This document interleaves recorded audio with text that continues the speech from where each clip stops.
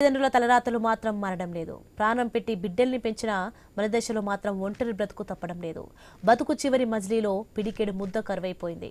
ఒకప్పుడు చేయి పట్టుకుని నడిపించిన తల్లిదండ్రులను అది చేయి పట్టుకుని రోడ్డు పాలు చేస్తున్నారు.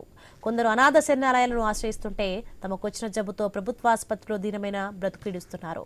ప్రతి నెల పింఛన్ల కోసం, వైద్యం కోసం వేల కోట్లు ఖర్చు పెడుతున్నామని చెబుతున్న ప్రభుత్వం చావును కోరుకుంటూ ఆసుపత్రి ప్రాంగణాల్లో జీవోత్సవంలా పడి ఉన్న వారిని ఎందుకు ఆదుకోవడం లేదు?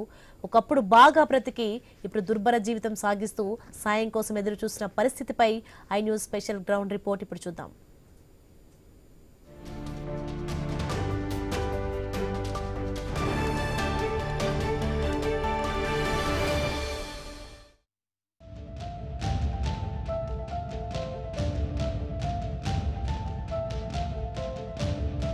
కన్నవారే కానివారయ్యారు. చుట్టాలు కలవరు, చుట్టుపక్కల వారు పిలవరు. అందరూ ఉన్న అనాథులయ్యారు. ఒకప్పుడు పిల్లల్ని చేయి పట్టుకొని నడిపిస్తే ఇప్పుడు అదే చేయి పట్టుకొని తల్లిదండ్రులని అనాథల్లా ప్రభుత్వ ఆసుపత్రి వద్ద వదిలేసి వెళ్ళిపోతున్నారు. బ్రతుకు చివరి మజిలీలో మెతుకు దొరకని వేళలో, బంధాలకు భారమైన కాలంలో, అనుబంధాలు ఆవిరైన సమయంలో కళ్ళకు కన్నీరే తోడుగా నిలుస్తూ దుర్భర జీవితాన్ని అనుభవిస్తున్నారు ఆ అబ్బాయిలు. ఇల్లు, కుటుంబం అన్నీ ఉన్నా, అందరూ ఉన్నా రహదారుల పక్కన దయనీయ జీవనం గడుపుతున్నారు. చివరి రోజుల్లో అండగా ఉండేవారు లేక పుణ్యం కోసం ఎవరో ఇచ్చే ఆహారం తిని ఒంటి మీద రోగాలతో చావు కోసం ఎదురు చూస్తున్నారు. అసలు ఎందుకు వారికి ఇలాంటి పరిస్థితి ఏర్పడింది? వారు చేసిన పాపం ఏంటి? వారి గతం ఏంటి? ప్రస్తుతం జీవన పరిస్థితి ఏంటి? అనంతపురం ప్రభుత్వ సర్వజన ఆసుపత్రి ఆవరణంలో దుర్భర జీవితం అనుభవిస్తున్న అభాగ్యులపై I news special ground report.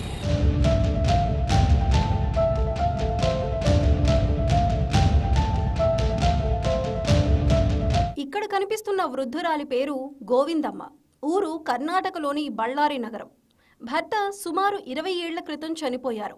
ఆ తర్వాత కుటుంబం రాయదుర్గంలో స్థిరపడింది. కొడుకు రాయదుర్గంలో మెకానిక్, కూతురుకు వివాహమైంది. కానీ ఈ వృద్ధురాలు 15 ఏళ్లుగా హాస్పిటల్ ఆవరణలో ఉంటున్నారు. అల్లారు ముద్దుగా పెంచుకున్న కుమారుడు తల్లిని చేరదీసినా కోడలు మాత్రం సూటిపోటి మాటలతో ఇబ్బంది పెట్టేది. కూతురు వద్దకు వెళ్తే అల్లుడు ఏ గుడో బడో చూసుకొని ఉండకుండా ఇక్కడెందుకన్నాడు. అందుకే ఆ వృద్ధురాలు అయిన వారి దగ్గరికి వెళ్లలేక భిక్షాటన చేస్తూ ప్రభుత్వాసుపత్రికి వచ్చి చేరింది. గత 15 ఏళ్లుగా ఆమె ఈ ప్రభుత్వాసుపత్రిలోనే ఎలా జీవనం సాగిస్తుందో ఆమె మాటల్లోనే వినండి. మా వాళ్ళు వచ్చేవాడు 10-15 ఏళ్ళు అయింది సార్. ఇప్పుడు ఎవరు రారు సార్.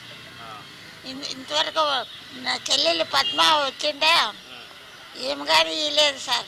నేనే గుర్తుపట్టి పద్మ అని చెప్పిన ఒక 2 రూపాయలు కానీ ఇవ్వకుండా పోయింది సార్. వాళ్ళు అన్నం పెట్టరు సార్. వాళ్ళు మెకానిక్ పని చేస్తారు, కోడలు సరిపోదు. కూతురు కాడే ఉంటే అల్లుడు ముని దేవాలయంలో పండుకోమ్మా అని చెప్పా.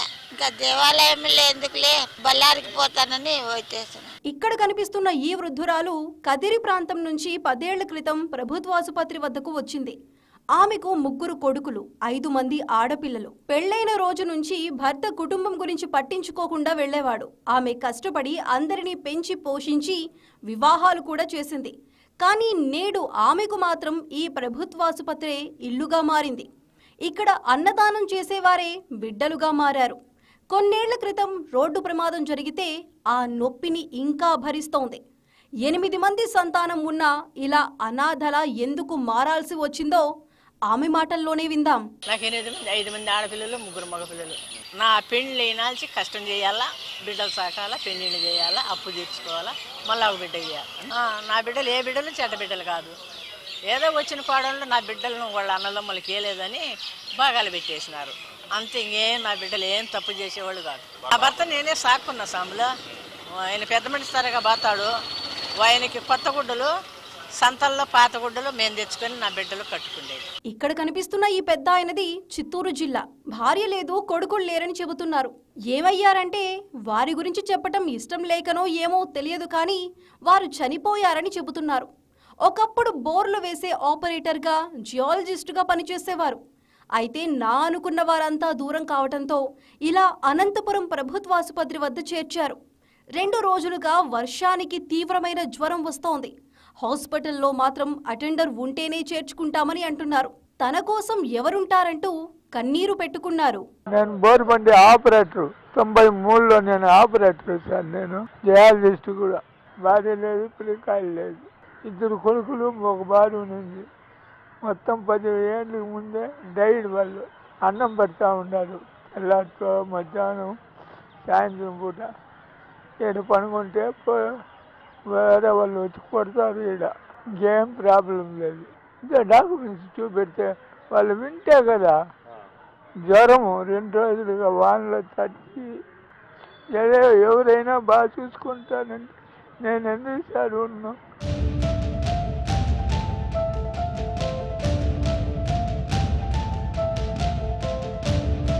ఇంత దుర్భర జీవితాన్ని బ్రతుకుతున్నా ఇక్కడ కూడా వీరికి మనశ్శాంతి ఉండటం లేదు. రాత్రి అయితే ఇక్కడ సెక్యూరిటీ తరిమేస్తున్నారు. పగలంతా భిక్షాటన చేసి వచ్చిన సొమ్మును కొందరు దొంగలు, తాగుబోతులు లాక్కెళ్తున్నారు. మరికొందరు మహిళల నిస్సహాయతను ఆసరాగా చేసుకొని పశువాంఛ తీర్చుకుంటున్నారు. ఇలాగే ప్రస్తుతం ఒక మహిళ ఒక కామాంధుడు వాంఛకు బలైంది. ఒక మహబిడ్డకు జన్మనిచ్చి ఆసుపత్రిలో ఉంటుంది. అసలు ఎందుకు ఇలాంటి పరిస్థితి? ఇక్కడున్న పోలీసులు ఏమంటున్నారు? ఆసుపత్రి సూపరింటెండెంట్ అసలు ఏం చేస్తున్నారు?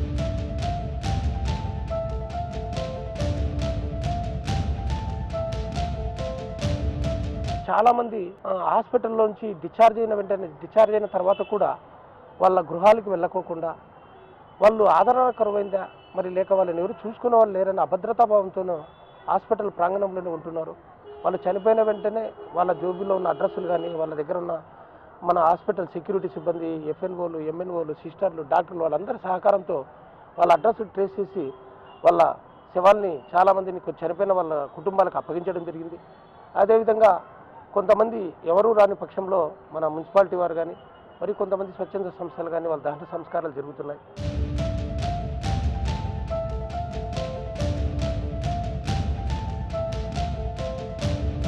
ఫ్రీగా అన్నం పెడుతున్నారు 3 times కొన్ని వాలంటరీ ఆర్గనైజేషన్స్.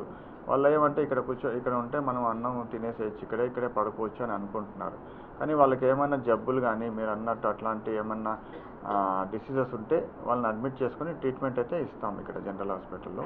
కానీ వాళ్ళ పేషెంట్ అటెండెన్స్ ఉంటే మాకు కానీ పేషెంట్ తరఫున కానీ ఇంజెక్షన్స్ ఇవ్వడానికి కానీ ట్రీట్మెంట్ ఇవ్వడానికి, వాళ్ళు మెరుగు కావడానికి మానసికంగా, అంటే ఇంత ఫ్యామిలీ ఉంది మనకు ఎవరు పట్టించుకోవట్లేదే.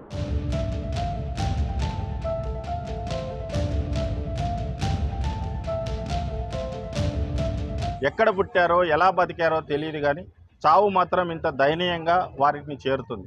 కనీసం చనిపోయిన తర్వాత కూడా ఆ కసాయి బిడ్డలు రావటం లేదు. ఒక్కోసారి మృతుడ కుటుంబ సభ్యులకు సమాచారం ఇచ్చినా స్పందించని వారు ఉన్నారు. ఇక్కడ అనాథలుగా చనిపోతున్న వారు ఎంతోమంది ఉంటున్నారు. కొందరు స్వచ్ఛంద సంస్థ ప్రతినిధులు తామే కొన్ని వందల మంది అనాథలకు అంత్యక్రియలు చేశామంటున్నారు.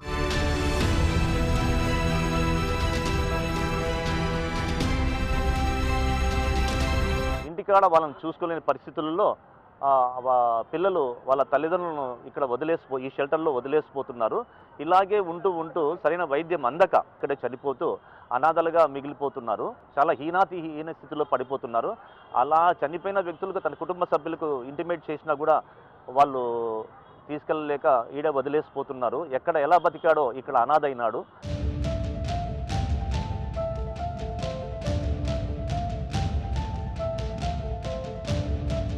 గవర్నమెంట్ హాస్పిటల్ దగ్గర 3 పూటల ఈ అన్నదాన కార్యక్రమం ఏర్పాటు చేయడమైనది.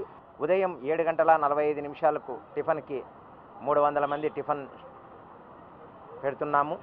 మధ్యాహ్నం 350 మందికి భోజనం ఏర్పాటు చేస్తున్నాము. సాయంత్రం 6 గంటలకు డిన్నర్ 350 మందికి. ప్రతిరోజు 1000 మందికి ఈ అన్నదాన కార్యక్రమం ఏర్పాటు చేయడం జరుగుతున్నది.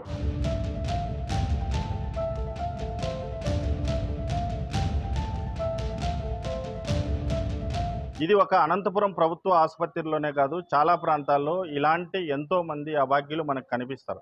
అసలు దీనికి కారణం ఏంటంటే యాంత్రిక జీవనంలో ఉమ్మడి కుటుంబాలు తగ్గిపోయాయి. దీంతో పెనుబంధాలు పలచబడుతున్నాయి. ఆర్థిక పరిస్థితులు, స్వార్థము, అవసరాలు మనిషిని ఇంత స్వార్థంగా మార్చేస్తున్నాయి. చీవాట్లు, చీదరింపులు, బతుకంతా కష్టాలే. చివరకు చావు కూడా కష్టంగా వస్తుందని ఆవేదన వ్యక్తం చేసే వారిని చూస్తే నిజంగా కన్నీళ్లు రాక మానవు. తన గర్భాన్ని అవాసంగా ఇచ్చిన తల్లికి, తన జీవితాన్ని త్యాగం చేసిన తండ్రికి కొందరు ఇస్తున్న బహుమానం ఇదే. అయితే ఇలాంటి అభాగ్యులకు ప్రభుత్వం చేరదీయాల్సినటువంటి అవసరం ఉంది. ఇక్కడికి వస్తున్న వృద్ధులను, అనాథలను సరైన వైద్యం అందించి షెల్టర్ హోమ్స్లో అందించాల్సినటువంటి అవసరం ఉంది. స్వచ్ఛంద సంస్థలే కాకుండా ప్రభుత్వం కూడా కదలాల్సినటువంటి అవసరం ఉంది. ప్రతి నెల వేల కోట్ల రూపాయలు వృద్ధాప్య పింఛన్లు ఇస్తున్నామని చెబుతున్న ప్రభుత్వం అసలు అవసరం ఉన్న అభాగ్యులను పట్టించుకోకపోవడం చాలా బాధాకరం.